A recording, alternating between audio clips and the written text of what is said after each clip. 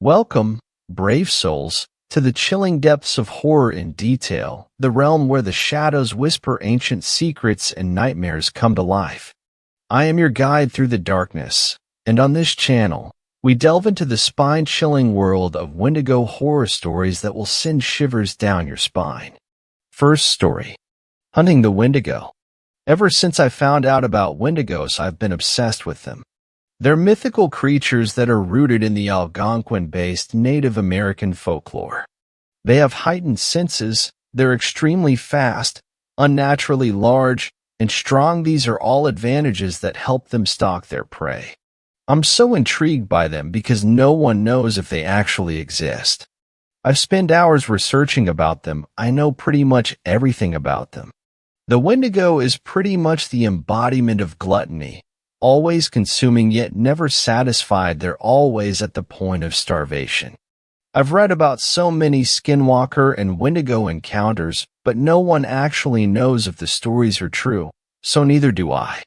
That's why Rose, Charles, and I made a group for hunting mythical creatures. We go out into the forest sometimes to look for the creatures. We haven't had any luck yet. I love to talk to my grandpa about them, and hearing his stories about them are always the best.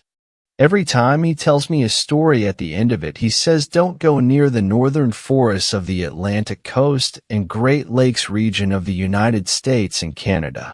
The thing about this is that I am too curious, and I live near the forest he talks about. It's 25 minutes away walking distance. I know my way around the forest because of my map, and it's so close to my house. I've been there before with my friends, but we've never been that deep into it. The doorbell rings as I get a message. I open my phone. The message says, "I'm here." I walk downstairs to the front so I can open the door. As I look through and open the door, I see Rose and Charles. "Hi," said Rose eagerly. Charles groans. "Hey, are you ready yet?" "We just walked here to make sure that you were ready," Rose added. "Yeah, come inside really quick. I have some stuff I need to grab," I insisted. Rose exclaimed, "I got a new tracker this weekend." "Is it actually a good one this time?" Charles murmured. Rose states sarcastically, Yes, I would totally buy a broken tracker." "I'm messing around with you, geez," Charles snickered. We all head out of the house and in the direction of the forest. About 30 minutes later, we make it to the edge of the forest. I take a deep breath, looking into the slight fog and menacing atmosphere of the viridian-tinted forest. Minutes passed until I broke my eyes free before entering the forest. This time the atmosphere was different. It was so thick, eerie, and it felt alive. I've never actually believed that I would encounter a Wendigo. We just enjoy going exploring and pretending that we'll run into it. We walked through the forest for what felt like hours. I knew it was the deepest we've ever gone in, and I had lost where we were on the map. Rose flustered with concern. "Hey, we've been walking for hours. Are you sure you know where we're going or how to get back?" "You don't worry, Rose, I have my map and compass with me." We came into the forest from the west and were heading north toward the caves, I reassured. "Everything looks the same around here," Rose scolded. "I mean, they are all just trees and bushes," Charles smirked. We walk deeper into the forest as dusk falls upon us. The golden pink horizon illuminated over the forest, leaves and shrubs creating beautiful shadows. We walked for a little while until we stumble upon what looks like a slaughtered animal. All we see is red, blood red. The cedar trunks of the trees, the mossy green ground, the evergreen shrubs. Those colors were no longer vibrant greens, only objects doused in blood. I can't believe my eyes. There was no words, just silence. I couldn't tear my eyes from this gruesome, mutilated mess of whatever it was. Could an animal really do something like this? I questioned if we were alone in these woods. Minutes passed with terror in our bones, dead silence, no animals in sight, not a single sound carried through the forest as the sun falls behind the horizon. Until I hear a few branches breaking from in front of the bloodbath. I look ahead of the mess into the darkness, only to see two bright frosty-colored eyes peering into my soul from within the obsidian-shaded forest. More branches break through the forest ahead of us, approaching closer, slowly stalking us in the darkness. As I look closer at this horrendous monster's outline as it approaches, I see something hanging from its mouth. I think that it's a hunk of flesh, but I can't make it out. I fix my gaze towards its hand and I'm instantly filled with terror. I knew what this was. I see a hunk of flesh in its mouth. Its unnaturally long and bony fingers are gripping onto a human head. It was the thing I've been looking for. I can't believe it. I never thought I would actually run across one of them. That face, the abnormally large body with skin stretched across all of its bones. I knew right then and there I had to run. I had to run for my life. It was now or never.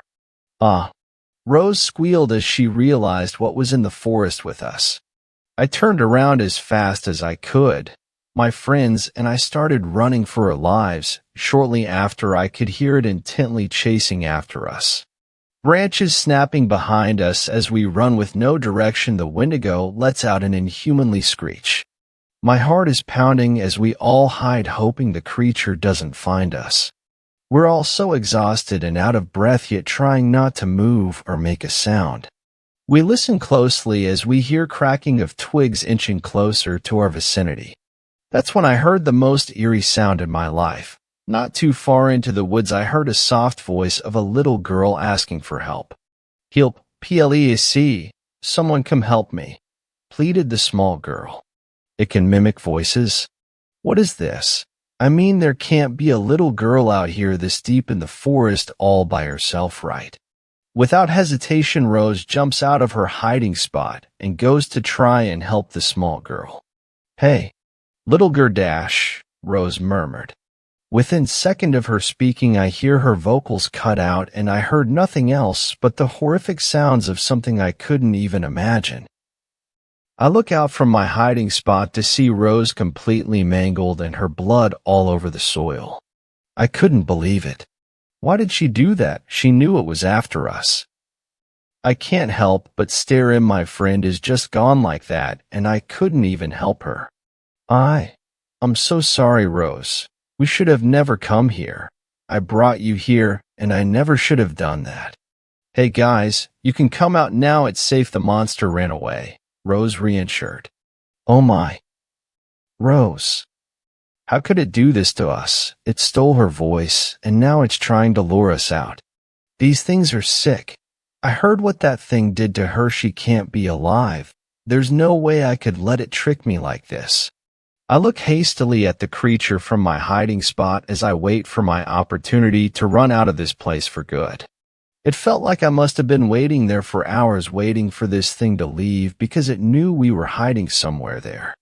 Through the dark, ominous forest, there were stray beams of light and laughter approaching. The creature heard the laughter and branches and decided that it was done here. It went to go after whoever was over there, so that's when we took our chance to run west and get the hell out of that forest. I ran until my feet blistered. At the sight of lights, I sighed in relief, then collapsed to the ground as I'm panting, choking on the fresh air, bawling my eyes out with Charles. I feel sorry for those people, but I barely made it out alive myself. Rose wasn't as lucky as we were. I collected myself after crying and shaking on the ground for what felt like ages. I got up, gave the forest my last goodbye, and went on my way through the dark night, illuminated by only stars in the sky and the empty streetlights. Never again have Charles or me mention this to each other or anyone again. It's buried as deep in our memories as far as they could go. Second story. I found something in the woods. I hope you guys have some explanations for this. A few days ago, I was hiking through the woods behind my house. Now there's nothing particularly threatening or ominous about these woods, so I'm never afraid to walk alone back there. Sometimes I'll walk for hours. Well, this time, I ended up going deeper into the woods than I've ever gone before. Somehow I got lost, even though I know these woods like the back of my hand, or at least I thought I did. After a few hours of wandering around aimlessly in the dark, the cell reception is so bad where I live that trying to use Google Maps wasn't even an option. I decided to give up. I rolled my jacket underneath my head and curled up at the base of a large tree. I vaguely remember something waking me in the night. Twigs snapped, and I could hear heavy breathing as whatever it was slowly came closer. I don't remember feeling afraid. I'm not sure how I knew, but I could sense that this creature meant me no harm. As the thing came closer and closer, I became sleepier and sleepier, until at some point, I just fell back asleep. When I woke in the morning, I didn't think much of the creature in the night. I just assumed that it was a deer or something since there are a million of them where I live. However, when I stood up and looked around me, I saw giant hoof prints impressed in the dirt. And when I say giant, I mean fucking giant. I mean, these prints were about the size of my head. At this point, I was a little freaked out. I mean, if this was a deer, it was some sort of mutant deer that had escaped from a lab facility. A deer that big could do some serious damage to a guy. I quickly threw on my jacket and booked it out of there. I'm not sure how, but it was only an hour later when I found myself emerging from the woods into my backyard. My aimless wandering had led me home. It was almost as if something had led me there. Walking up the stairs to my back door, I unzipped my jacket pocket to grab my keys, but when I reached my hand in, I felt something thin and crinkly. I pulled my hand out of my pocket, revealing what appeared to be ripped-out pages of someone's journal. The handwriting was messy and grew increasingly illegible, as if someone had rushed to finish it. I can tell you that I definitely did not recognize the handwriting, nor do I have any idea who could have put these pages in my pocket, as they weren't there before I went on my hike. The contents of these pages is what follows below. Day, who the hell knows? Time, 6 p.m. It will be dark soon. That's when you don't want to be outside. We pitched our tents in the shadow of an overhanging cliff, hoping for a little shelter from the biting wind. Okay, I'm going to be honest here. We're really not that worried about the wind. Not anymore. No one's saying it out loud, but we're all terrified out of our minds. There's only 6 of our original party of 14 left, and I'm praying to whatever power that may be that I won't be the next taken. Gwen is still here with me, and I can't help but wonder if Mom has even noticed that the 2 of us are still gone. As a single mother working 2 jobs, Mom was never a very large part of our lives. She was simply too busy to make time for us. When Gwen had a bad nightmare, I was the one she came to. I was the one who would tuck her back in, staying with her until the tears stopped and she fell into a deep sleep. Gwen is shivering in her sleep now, but we lost our sleeping bags days ago, and I have no way to keep her warm. I watch my breath cloud the air in front of me in tiny, quick puffs. We're like frightened rabbits, hunkering down as the temperature drops and the darkness grows ever closer. Gwen stirs next to me. Jason, she mumbles. I'm here. Did you have a nightmare? Yes, she whispers, but that's not it. Then what's wrong? I'm confused. I realize that even after waking up, I'm still in the dream. We can't escape. Jason, I'm so scared. I'm so dash. I hug her close and whisper comforting words to her until the trails of tears dries on her cheeks and she slips back into her dream. I can't keep her safe. Even now I feel the thing approaching in the impending night as the dusk quickly draws the sun out of the sky. Sliding even closer to Gwen, I try to soak up some of her body heat as the ground leaches the warmth from my blood. I know that I'll get no sleep once it's fully dark and it comes, so I'm going to try to catch as much shut-eye as I can. I hope Gwen and I can live through the night. I hope I can see the sun again. Positive thought for the day. I have a new appreciation for indoor heating. Jason. Day. I still have no idea. Time. Noonish. Tom was taken last night. I didn't hear a thing. Our small party is taking a break from wandering through the woods. We're all dehydrated and exhausted. I keep hallucinating that I can hear the sound of running water. The creature is taunting us. Today, we took strips of bright red cloth and wrapped them around trees as we went to mark our path. This forest is like a maze, and it seems to change daily. We walked in a straight line, thinking that the woods had to end sometime, marking every 20 feet or so with a strip of cloth. After an hour or so of hard hiking, we climbed a ridge only to find a lone tree ahead of us tied with a piece of red cloth. One decided we should follow the cloth to see where we made a wrong turn, but I had a feeling that someone or something else had tied that blood-red strip around the tree. As we continued to walk, the woods became more and more dense. Our party continued to encounter the red strips of cloth interspersed about 20 feet apart, but I had a sinking feeling that we had never been in this part of the forest before. The crowded understory was sponging the light from the sky. Even the trees seemed to carry malicious intent.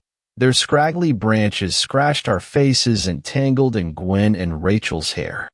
Finally, after hours of walking in silence, we don't talk much anymore, we entered a clearing. I noticed instantly that something was wrong. Next to me, someone had dropped to their knees in shock, and my breath whooshed out in a rush as I noticed what had caught my eye before. Hundreds of trees tied with cloth. Everywhere I turned, my eyes were assaulted by the accusing red. The creature is playing us at every turn. I should have realized by now that there is no escape. Tomorrow, the forest will change again, and we will be as lost as we were to begin with. As of now, we still haven't left the clearing. I'm forcing some stale bread down my throat, but it's hard when you're listening to the soft sobs of your sister and the mumbling nonsense of someone else driven to insanity. The red pieces of cloth seem to stare me down, and I can almost hear the monster laughing. There is an animal glint in our eyes now. I can see it when we look at each other, and I can feel it within me. I don't feel human anymore. I feel like prey. I would do anything to get out of here. Anything. Positive thought for the day. I'm still alive. Jason. Day. I won't even bother anymore. Time. I don't know, but it's dark. This all feels like a joke. Someone is pulling a prank on me. There are cameras in the trees and a laughing audience back home. Laughing at me. I'm the only one left. Do I get a prize? A new car? A free vacation? I'm riding with a flashlight between my teeth. My handwriting is shaky, but I can't seem to stop the tremors running up and down my body. It's not even from the cold. It's because I know this is the end. The end. Oh, God. Just saying it makes me want to scream. Gwen is gone, and it's my fault. I woke up last night when it came. Gwen and I were the only ones left of our group, huddled together in our small tent. We had already said our goodbyes. My arms tightened protectively around her. I could feel her shaking from the cold in her sleep, and I was doing everything I could to keep her warm. Her breath hitched, and it almost sounded like a sob, like she knew what I was about to do, even as she slept. Her long, brown hair was tangled and dirty around the pale moon of her face. I could see her eyes twitching behind closed lids, lost in some dream, her only escape from this nightmare that was our reality. It was then that I heard the heavy breaths of a large animal and the hard snap of twigs under large feet, coming closer. And then I heard the sound of the tent flap unzipping. It opened the tent slowly, methodically. I knew it wasn't in a rush, and I knew it was coming for me. Before the creature could enter the tent, I was filled with a great terror, forgetting Gwen, and I somehow found the power to speak. Please, I begged in a raspy whisper, I'll do anything to live another night. Take her. Just let me live. The creature made a harsh blowing sound, almost like a laugh. It was a gleeful sound. And just like that, as I lay frozen in fear, I felt the warmth of Gwen's sleeping form disappear from my arms, and then I heard a sharp snap, like a branch snapping in half. Gwen didn't even make a sound. The tent was zipped again, and the footsteps retreated, significantly heavier with the weight of another body. I was the only one left. I was alone. Now, I sit and wait for my prize. My prize. My prize for giving up my sister. My prize for giving up my humanity. The tremors are coming on stronger now, and I don't think I can hold my pen steady for much longer. I can feel the night calling to me. I can feel it changing me. I can only feel hunger. I am hunger. There is a sadistic rage pouring out of me. I don't think I can control it much longer. I understand now. I hear the monster laughing in the distance, mocking me once again. Strangely, the laughter sounds close. It's only now that I realize that the laughter is no longer the monster's, but it just kind of stops abruptly right there. I have no idea what to think. The pages seem kind of fake, to be honest, and if it's a prank, it's in very poor taste. I'm not afraid of the woods, and a few scribbles aren't going to scare me away.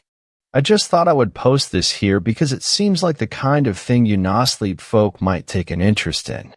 The only thing that makes me wonder are those giant hoof prints in the dirt, and how those pages got in my pocket. I'm planning on going back into the woods to try to find the spot where I slept. I want to try to take pictures of the prints. Somehow, though, I feel like it's going to be almost impossible to find that place again. Third story. This is how you kill a Wendigo. My twin sister Janessa was murdered at age 16. I witnessed it like a coward from atop a tree in the forest where it happened. I'd actually blacked out the memory for a while. I knew she was dead, but I couldn't remember how it happened. It wasn't until I tried therapy that it slowly came back to me. I was also reminded of how much my parents used to fight. Our family was planning on a camping trip the day before my sister's death. Before leaving, my parents erupted into another massive fight. Janessa and I had been looking forward to the trip, and once again our parents' awful communication skills was ruining it before it even began. We snuck out of the house and took a lift to the forest. We left our phones at home, not caring whether our parents would be worried sick. We enjoyed ourselves the first day. I set up our tent, made a fire, had s'mores, and did all that stuff one typically associated with camping. The next morning everything changed. I woke up alone in our tent. Outside I hear my sister talking to someone. Inquisitive, I opened the tent and saw someone sitting at our now-out campfire who looked just like me. The figure transformed as soon as Janessa realized it wasn't me. Together we ran off, that thing rushing after us with heavy steps. I was faster than my sister and a bit more athletic. I grabbed onto a tree branch and climbed up a tree. Janessa was not so lucky. I watched it happen. I watched that thing tear my sister to pieces. I'm still haunted by her screams. I also understand now why she always appears badly mutilated in my nightmares. I stayed up in that tree overnight, my sister's corpse lying in the leaves. Her remaining eye always staring up at me. While in therapy, there was a moment when I suddenly recalled the hallucination I had the morning after my sister's death. I thought I saw her corpse clawing at the tree where I hid. She wanted me to come down and join her. It caused me to panic and cry out. A couple of men who had been camping in the area heard my screams, and at last I was rescued. My parents don't argue anymore. I hardly see them at all anymore since my sister's death. We're an upper-middle-class family. Over the last couple of years, my parents have frequently gone on vacations.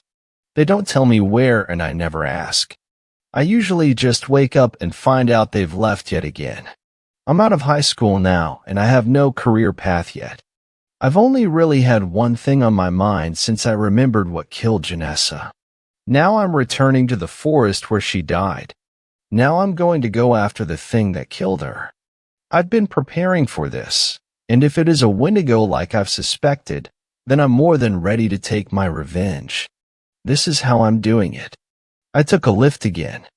Had the driver known what I was carrying in my bags, I doubt they would have let me in. As I sat there, the realization of what I was doing grew heavily on me. What the hell am I doing? I've been talking myself up for the last couple of years. As much as I want a glorious victory, the closer I've come to this day, the more I daydream about dying the same way Janessa did. As angry as I am with my parents, I don't think they deserve to lose their only remaining child. But I just can't move on knowing that thing is still out there. My legs were as dense as gold once I tried to exit the cab. The driver watched awkwardly as I struggled to pull myself out while putting on my backpack and working to carry the other supplies. Why was I doing this alone? I don't want anyone else getting hurt in this, I think was my reasoning. But God, I wish I wasn't out here doing this alone. With each step I took into the forest, the more the terror numbed. I was in the domain of the Wendigo now. I wasn't entirely sure how much of the information about them was real. I knew they could change their appearance. I know that their true form is just like the drawings people have made. There's no way to be an expert on these things unless you've actually dealt with one. I'm still not sure why it decided not to come after me. Based on its size, I doubt it would have had any difficulty. Instead, I'm still alive and crazy enough to come back and pick a fight. As I set up camp, I found myself jumping at the sound of any bird call or movement from a nearby animal. The way I hammered in my tent, I knew I was calling attention to myself. In my left pants pocket was a gun. Like werewolves, I'd heard that silver bullets were necessary to kill Wendigos. What if I'm wrong? The thought had been with me ever since I'd stepped foot back into these woods. I stopped frequently while setting up. Behind a nearby tree, I was almost certain I could see someone watching me and then hiding behind it again. I didn't bother to walk over and check it out. I finished up my tent and made up my sleeping bag inside. As I did this, I heard calls that sounded almost human off in the distance. It probably knew I was here. The minutes went by slowly, but soon dusk set upon the forest. I built a fire like the one Janessa and I had made. I roasted 2 marshmallows. Despite her absence, I made a s'more for her as well, resting it on a sizable rock near the fire. As I ate it, I thought about our last night together. All things considered, it was pleasant. Being twins, we had moments where we'd gotten into arguments like our parents. We'd fought one another. We had our problems. But that night had been pleasant. I'd actually been glad we'd decided to camp without our parents. As frightened as I still was, I felt a warmth not from the fire. A sense of calm overcame me as my memories were suddenly flooded with the good times Janessa and I had. The good times were not for long. I could hear footsteps not far behind me. Jeremy. I could never forget that voice. It sounded just like Janessa, but I knew it wasn't her. For some reason, I felt compelled to sit there calmly. As it approached, I could tell it was going over to take a seat at the rock where I'd left the s'more. I glanced delicately to my right. I watched as a figure that looked almost identical to the Janessa I remembered pick up the s'more and take a bite. That's not yours. I surprised myself blurting that out. The fake Janessa ignored me, continuing to scarf it down. My terror turned to anger. The thing responsible for my sister's death was standing right next to me, mocking my grief. I didn't wait for it to finish. I pulled out my gun and pointed it directly at the figure. Before I could fire, the creature jumped to the left and turned around. I was struck with paralysis when I saw the mutilated face of my sister's corpse staring back at me. I'm trapped, Jeremy. I struggled to keep aim. How dare that thing pretend to be her? It won't let me go. And it won't let you go either. We can be together again. It's so much nicer than going home to an empty house and unloving parents. She held her hand out to me. Trust me, brother. Please. My trigger finger felt as though struck with a serious case of arthritis. Janessa took a step towards me. Wait, no. It's not Janessa. Why did I suddenly forget that? Feed the forest with me, Jeremy. It's so much better being dead. Peak PR prove it. At last I pulled the trigger. The creature hollered in pain as it fell to the ground. I'd hit a lung, which wouldn't be enough. I aimed the gun at its heart, but failed to pull the trigger as it rolled over and jumped back to its feet. Within seconds, it transformed from a corpse of my sister to its massive dark skeletal form with massive antlers. My mind was caught between fight and flight. I stood there aiming my gun, but desperately wanted to flee. As it rushed towards me, I chose the later option. I rushed over to the bag I'd left near the tent. Inside was a weapon I'd built myself. As I rushed over, I could tell I wasn't going to be able to outrun it. I fired another shot. The bullet lodged itself inside the neck of the beast. It cried out once more, buying me a bit of time to get to the bag. Why did I have it zipped up? As I tried to open it, the Wendigo rushed towards me again. Just like on the day of Janessa's death, I ran from the campsite, further into the forest. History was repeating itself. I was going to fail to avenge my sister. My parents were going to lose their last remaining child, all because I couldn't let this go. After at least several minutes, I'd somehow managed to keep outrunning it. I refused to slow down and look behind my shoulder. As I kept running, I noticed that I'd gone in some sort of circle. Up ahead of me was the campsite. I had a chance to grab the bag and pulled out the weapon. The closer I came to the campsite, the louder the Wendigo's footsteps became. I could almost feel the wind as the creature tried to claw at me. Once I reached the campsite, I put my hand out, clutching the bag. It felt like almost too great a risk to put my gun back in my pocket, but I needed free to pull out the weapon. I managed to do just that and used my left hand to pull out a long metal spike. I'd built it in such a way as to have the spike shoot out at the push of a button. The Wendigo wasn't going to slow down until it had me. I had no choice. I had to turn around. I had to have perfect timing. I had to collect my debt from the creature that took my twin sister. Chew on this, you son of a bitch. I turned around, pressing the button that shot the spike out. Less than a foot from my face was the Wendigo, its cry so loud my ears hurt and began to ring. I'd done it. The spike had pierced the heart. Silver. Weakly, the Wendigo tried to swipe at me, but somehow lacked the strength. The next part was a gamble. I pulled out my gun and shot it in the head. It wasn't going to be enough to end the Wendigo assuming what I'd read up was correct. I rushed back over to where I'd dropped my bag. Inside was a silver axe I'd also designed myself. When I returned, the creature was still conscious, letting out continuous agonizing cries. I felt no sympathy. I hacked away at its wrists first. Its claws were the biggest threat, and I wanted them gone. Despite the weightlifting I'd been doing, it took over a dozen hacks to remove the first long-fingered hand. I pulled out my gun and shot it again in the head. It subdued the creature long enough for me to remove the second hand, and then I began on its head. As it began waking up again, I found myself screaming at the creature. I demanded it stay dead, calling it every insulting name that came to mind. Once I'd hacked most of the way through its head, I pulled it off. I kicked it a couple of feet away. The Wendigo no longer moved. It took over an hour, but I'd managed to put each limb, the head, and torso in the trash bags I'd brought along. One by one, I carried them back to the campsite. I lit another fire, burning each bag. It took until dawn for me to burn the body. I left the torso for last. It was a struggle, but I managed to remove the heart, rip it to pieces, and placed it in a silver box. After locking it, I looked around the site and decided to leave everything except my gun and the box behind.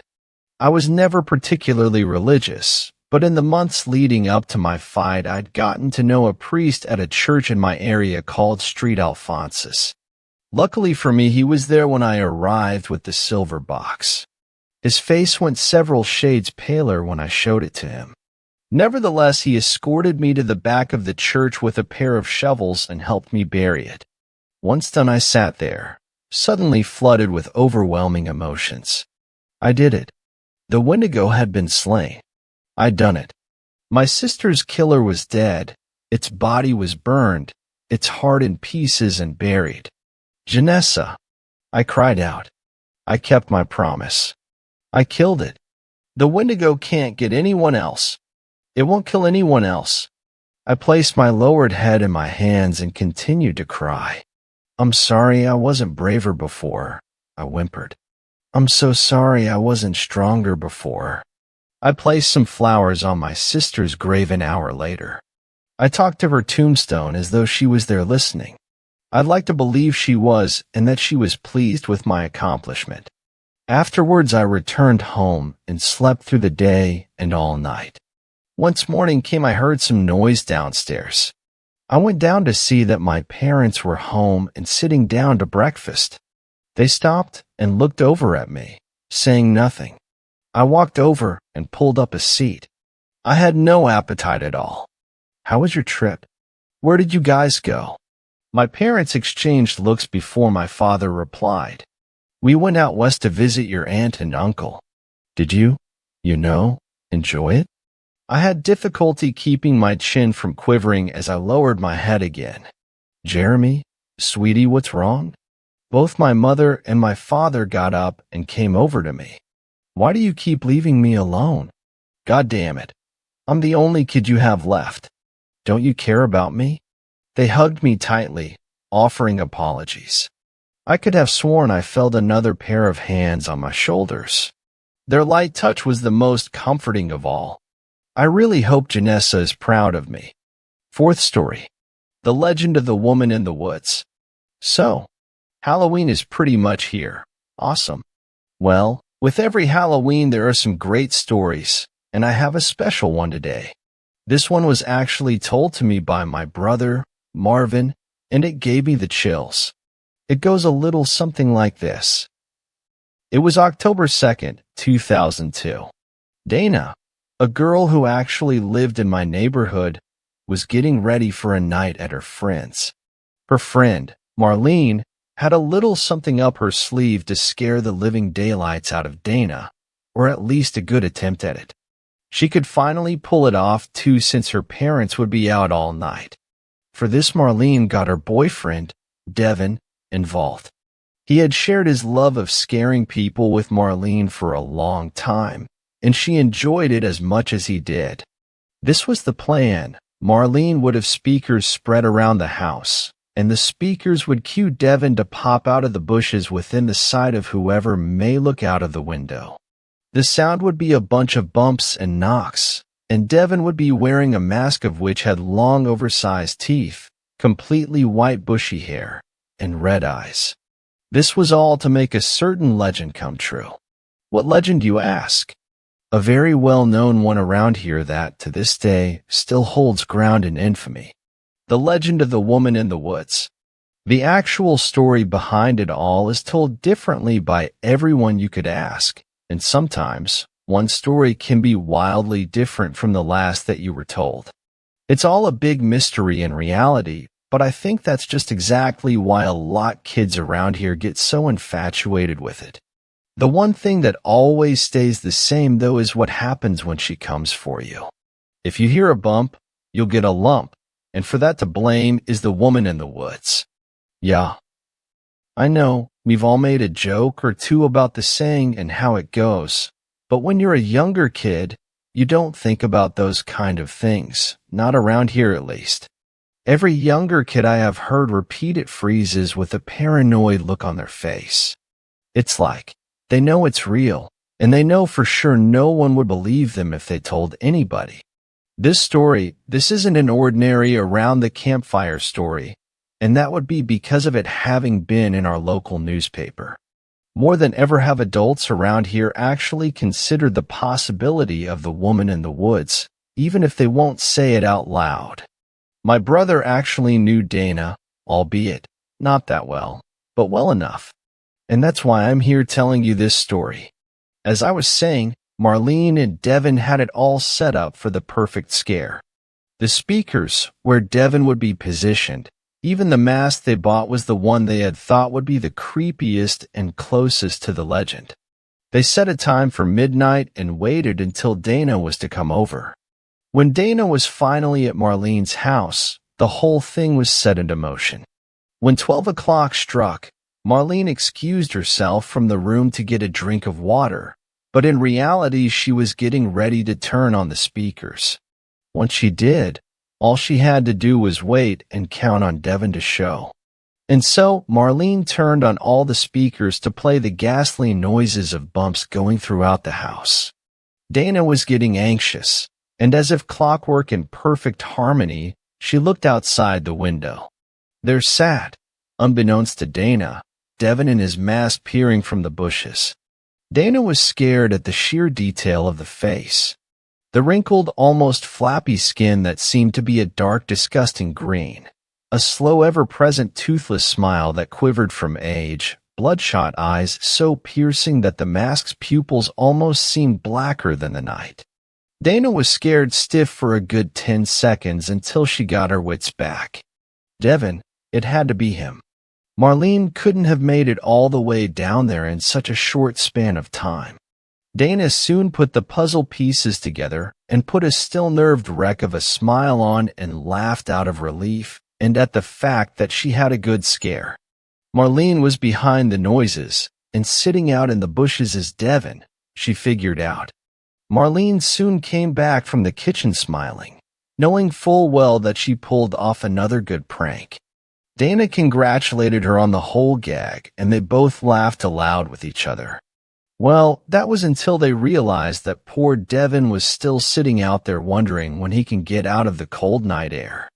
As Marlene led the way with Dana following behind, Dana kept telling Marlene how impressed she was about how realistic they made the mask.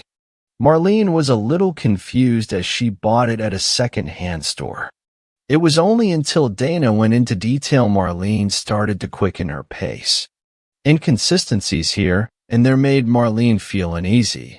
But there's no such thing, she thought. When Marlene and Dana got to where Devin was supposed to hiding, they only found his mask. Dana quietly turned her head to face Marlene's and told her in a near whisper, "That's not the face I saw staring at me through the window." Marlene yelled at Dana not to mess around with her, and Dana yelled back that she wasn't lying. They both searched a little ways through the bush until they saw a tree with something scratched into the bark. I heard a bump. The more they went further into the bush, the closer they got to the forest. Soon, they saw the same message written on other trees, viciously scrawled into the bark. It became so frequent that they saw it on almost every tree they passed. By now, they were officially out of the brush and into the woods. They trembled and quaked with fear that bubbled up every noise they heard, every bump against wood, and soon they would scream bloody murder. When that time came, they saw blood. The screams they made soon hushed to silence as they didn't want to give away their position. After all, who knows what could be lurking in the woods? They followed the blood splatter, and to their dismay, there was more and more as they trekked through the dark woods. The same message scrawled into the trees looked as if the person who wrote it was slowly breaking into an even greater insanity. It wasn't until snap that both Dana and Marlene slowly turned their heads toward the source, and it was so much closer than they had wanted. She stood there, arms in the air, toothless quivering smile, blood-red hair with white patches, and completely soaked hands of crimson shone in the moonlight. She stood there for what felt like an eternity. That was until she broke into a full-on sprint straight for them. Dana and Marlene ran as fast as they could, and she was always one step away from simply grabbing their hair and pulling them back into the forest, back into darkness, but to never go home again. That's what they say, Marlene and Dana. That last sentence was exactly what they had said when questioned by the authorities. Well, replace Dana and Marlene with we and they're with our. And that was exactly what they said. Well, at least from what the newspapers said. They both moved and have never been heard from until 2006, as my brother tells me. I found out when my curiosity got the better of me and asked some kids what happened to them. Apparently, they had been dead for a while. Dana died in 2003 and Marlene 2004, just about a year apart from each other. Dana committed suicide, but apparently it was because of other stresses in her life. Marlene had been taken into death by a heart problem that I never quite got the name of even today. I know what they all say. It had nothing to do with her. But to me, it's too coincidental. Dana died only a year later, and then 1 year after that, Marlene passes on. It's this story that has made the legend something far more fierce and feared than it ever has been before. And the funny thing is just like every other legend, you never really get the truth. You just get what you have been told by someone else. So, I'm starting to think, what really happened that day on October 2nd, 2002? Well, until then. Good night, and happy Halloween. Fifth story. The night I met the Wendigo. At 10 feet tall, it towered above me. Emaciated arms grazed against the frozen ground with claws made of ice. Blood dripped from ragged, withered antlers. It looked at me with bloodshot eyes and gave me an all-too-human smile despite its long, needle-like teeth. As it leaned closer, I smelled the wicked stench of death on its breath. It drew back its head and let out a gut-wrenching howl that turned my blood to ice. Even so, I remained unfazed. Hypothermia had dulled my senses as the temperatures dropped. I had come here to die. In one way or another, it was going to happen. I was in too deep, and there wasn't much else to lose anymore. The thing happened to sense my acceptance of the inevitable and sat next to me. Surprised, I met its glance. "Aren't you going to kill me?" It looked down upon me, and something in its expression changed. For a split second, it looked wise, almost human. The sky grayed as it began to speak. "No." Its voice was low and rasping. "Your suffering now feeds me more than if you were dead." I stared off into the darkness. The thing next to me took out a glass jar. It was roughly the size of my head, but was dwarfed in the being's hands. As it opened it, its claws scraped against the glass like nails on a chalkboard. It looked down at me. "Your anger warms you now, but all fires burn out. You won't have much longer." It wasn't wrong. There was no way I should be alive right now. With a swift motion, it struck my face with its claw and sliced open my cheek. But no blood came. Instead, a milky, iridescent fluid leaked out of the wound. It billowed and swirled around my head. Memories. Beautiful, wonderful memories. I saw my sister, tall and lanky with wavy blonde hair spinning in her favorite skirt. I could almost hear her laugh. Dancing to the radio at midnight when she thought no one could hear. Squealing with delight as we sped down the highway with the windows down. I smiled. But soon the memories turned sour. I then saw her body, limp and broken after I took that turn too fast.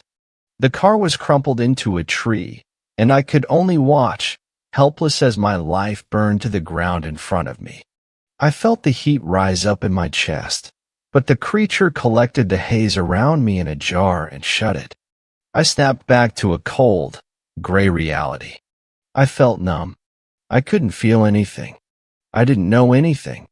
Who I was, where I was, or what was sitting in front of me with a terrible smile on its face. But at that point, I couldn't even care. "She forgives you," it said as it lumbered off into the night.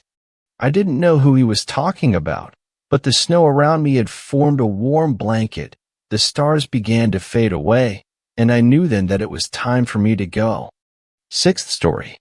A trap in the woods.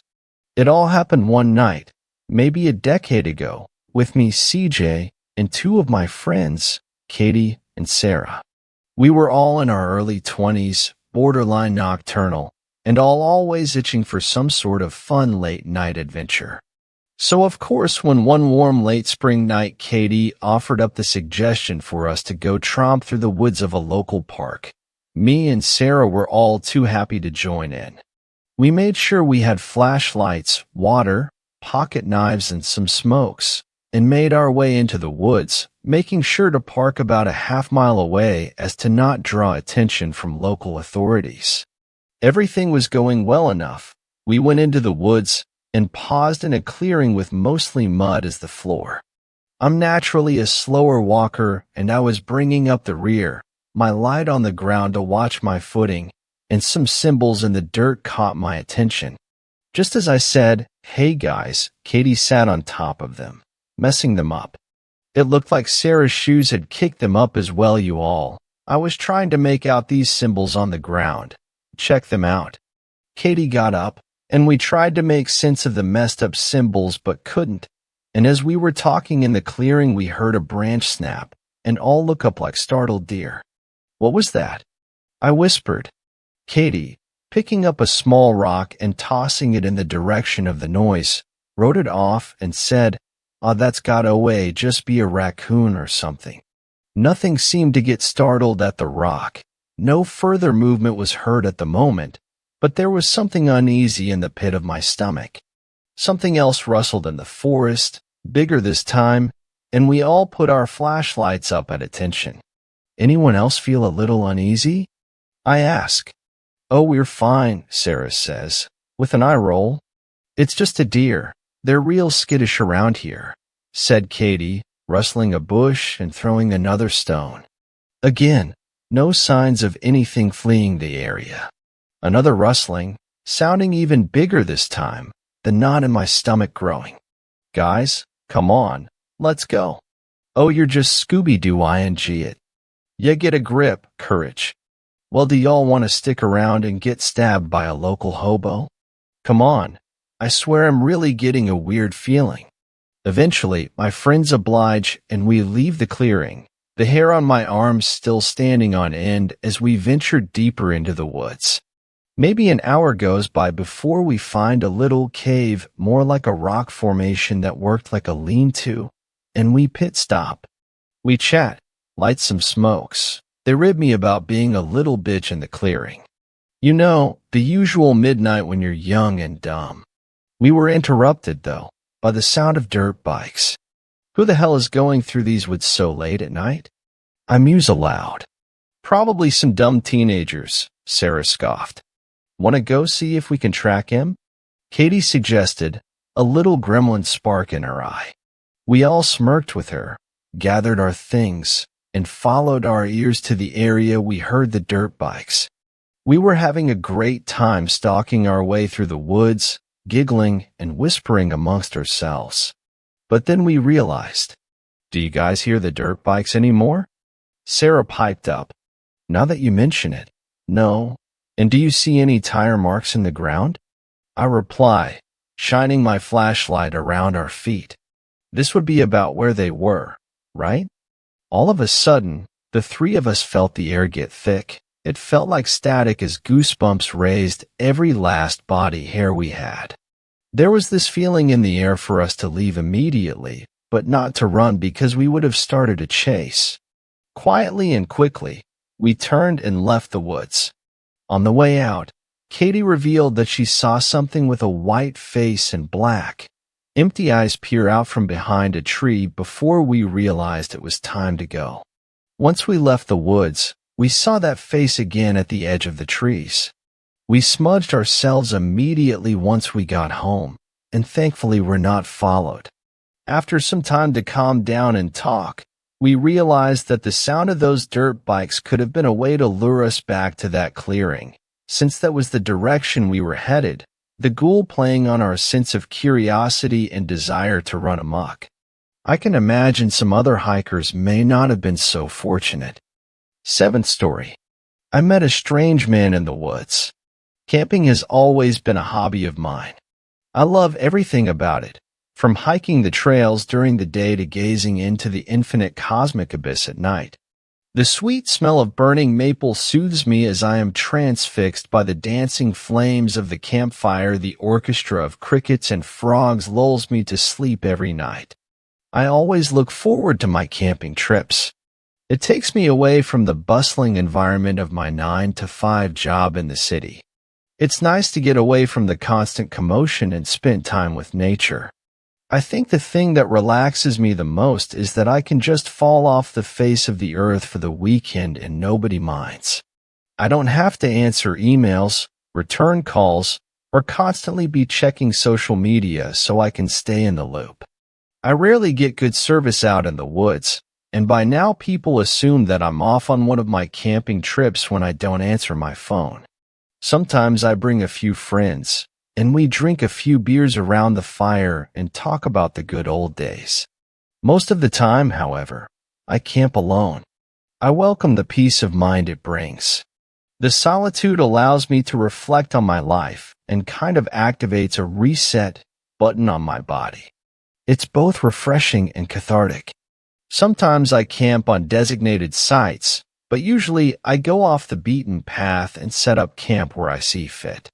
I'm not particularly afraid of wild animals tearing me apart in my sleep, because I make sure to store my food properly as to not attract any unwelcome visitors. I camp all over the Appalachian Trail. I've hiked the entire thing a couple of times when I was still attending school. These days, I can only camp for a weekend at a time, so I make the most of it. I have never gotten lost because I always come prepared with a map and compass. It's easy for an inexperienced hiker to wander off the trail when those painted marks on the trees are too faded to see, and by the time you notice the lack of marks, you are already screwed. While on my hikes, I have made another hobby of identifying plants along the way. Knowing your environment can be pretty beneficial. I know which berries are safe to consume, and that moss, usually, grows on the north side of trees. I saved one of my buddies a lot of trouble when I told him the berries he picked and was about to eat were bane berries. Just 6 of those little bastards were enough to knock you on your ass. The more you know about nature, the less your surroundings look like drab, green wallpaper. Your eyes are opened up to the beauty of the wild and its plethora of species. So why am I telling you these things? Because I don't want you to think I'm some idiot who doesn't know what he's doing. I consider myself a seasoned camper, not just your average Joe who camps in the safety of an RV. Through my exposure to the elements, I have witnessed many things that the Nature Channel fails to bring justice to. Almost all of them have been pleasant, save for a few run-ins with a bear or a moose. But, of course, this is no sleep, so I will tell you about my encounter with a strange man in the woods. It goes something like this. I was in northern Maine at the time, somewhere around Mt. Kitadine. This area has always been a favorite of mine, especially at night. Since there is no blanket of smog covering the sky, the stars pepper the heavens in full force. I remember how odd I felt when I first noticed the sky here. You didn't get a view like this in the city. I saw my first 7 shooting stars that night. It was a chilly morning, I remember. A thin veil of mist clung to the ground. I was meandering through the haphazard pillars of oak and pine when I first saw him.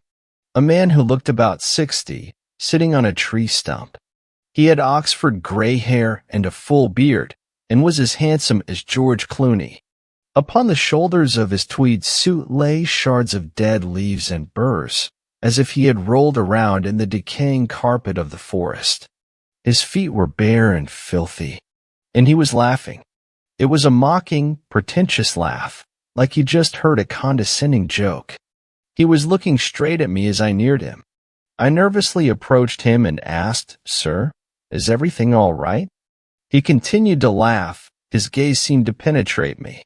I started to feel uncomfortable. I asked a few more questions, which were answered with more laughing. The strangest part was that he didn't take time to breathe from all the expelled laughter. It was like he had an infinite supply of air in his lungs. I started to feel weirded out, so I continued walking on, leaving this man behind, who I assumed was just confused and lost. When I was about 20 yards away, someone must have hit the mute button on the guy because the laughter suddenly cut out. There was no echo or anything. It just stopped. I wheeled around to look for him, but he had disappeared. I wondered if I had just seen a mirage. I simply shrugged and continued my hike. I set up my camp about 12 kilometers from where I had met the laughing man. I met a few groups of hikers along the way and wondered if they would run into him. I periodically checked over my shoulder to see if he was following me. I set up my tent and built a fire. I played on my harmonica until it was time to turn in for the night. Not thinking about the man, I listened to the orchestra until I found sleep. I woke up in the middle of the night. Something felt off. I realized that the forest outside my tent was ominously quiet. There were no crickets chirping, no frogs croaking. I listened intently. I felt nervous. I knew what was coming next. It came faintly at first, but I immediately knew what it was. That mocking laugh.